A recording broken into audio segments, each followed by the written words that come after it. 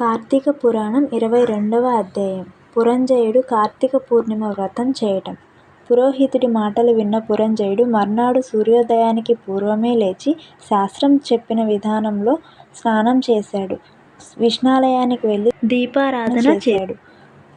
అనేక పుష్పాలతో స్వామికి అన్ని విధాలైన ఉపచారాలు చేసి పూజలు చేశాడు. తులసిమాలలు సమర్పించాడు. పూజా కార్యక్రమం పూర్తి చేసి తన ఇంటికి బయలుదేరాడు. ఇంతలో ఒక వృద్ధ బ్రాహ్మణుడు పురంజయుడి దగ్గరకు వచ్చి, రాజా, అధైర్యం విడిచిపెట్టు, నీకు అంతా మంచే జరుగుతుంది. యుద్ధంలో తప్పకుండా గెలుస్తావు. చెల్లాచెదరైన నీ సైన్యాన్ని కూడగట్టు, శత్రువుల మీద యుద్ధానికి తక్షణమే బయలుదేరు, విజయం నీకు వశం అవుతుంది అంటూ ఆశీర్వదించాడు. పురంజయుడు ఆ బ్రాహ్మణుడికి నమస్కారం చేసి తల పైకెత్తి చూసేంతలో బ్రాహ్మణుడు అదృశ్యమయ్యాడు. గొప్ప తపశ్శక్తి కలిగిన మహానుభావుడు, యోగి తనను ఆశీర్వదించాడని పురంజయుడు భావించాడు.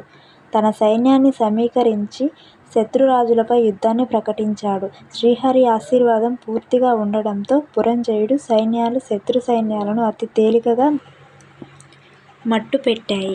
కాంబోజ రాజుతో సహా ఇతర దేశాల రాజులు పురంజయుడిని శరణు కోరారు. శరణు కోరిన శత్రువుల్ని విడిచిపెట్టడం రాజధర్మం కావడంతో పురంజయుడు వారిని విడిచిపెట్టాడు. శత్రువులంతా ప్రాణాలు చేతపట్టుకొని యుద్ధరంగం నుంచి పారిపోయారు.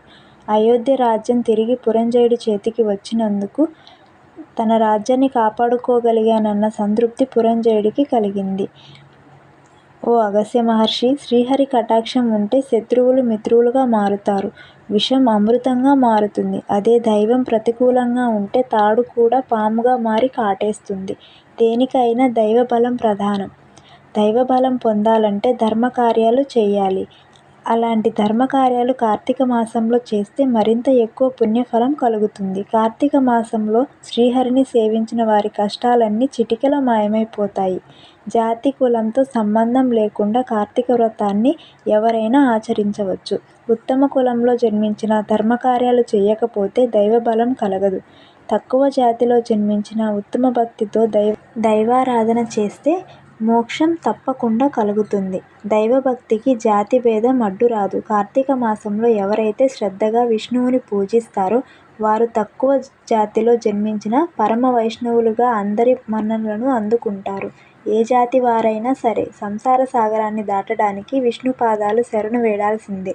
విష్ణు భక్తి ప్రభావం చెప్పడానికి ఎవ్వరికీ శక్తి సరిపోదు. వ్యాసుడు, వాల్మీకి, జనకుడు, అంబరీషుడు మొదలైన మునులు, రాజులు కూడా విష్ణుభక్తి వల్లే మోక్షాన్ని పొందారు.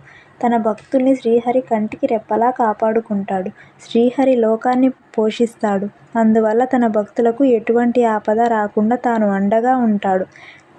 భక్తులకు ఇహపరాలు రెండూ ఇవ్వగలిగే దైవం నారాయణుడు మాత్రమే. ఆ దేవుడు విశ్వమంతా నిండి ఉంటాడు.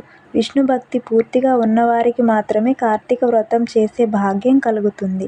కార్తీక వ్రతం వేద ప్రమాణం కలిగిన వ్రతం. సకల శాస్త్రాల సారం కార్తీక పురాణంలో కనిపిస్తుంది. కార్తీక వ్రతాన్ని ఆచరించినా, కార్తీక పురాణాన్ని చదివినా, చివరకు కార్తీక పురాణాన్ని విన్నా పాపకర్మల ఫలితాలన్నీ నశిస్తాయి. కార్తీక పురాణం చదవటం వల్ల పితృదేవతలు కూడా సంతోషపడతారు. ఇది ముమ్మాటికి నిజం. స్కాంద పురాణంలో వశిష్ఠ మహర్షి చెప్పిన కార్తీక మాస వ్రత మహత్యంలోని 22వ అధ్యాయం సమాప్తం.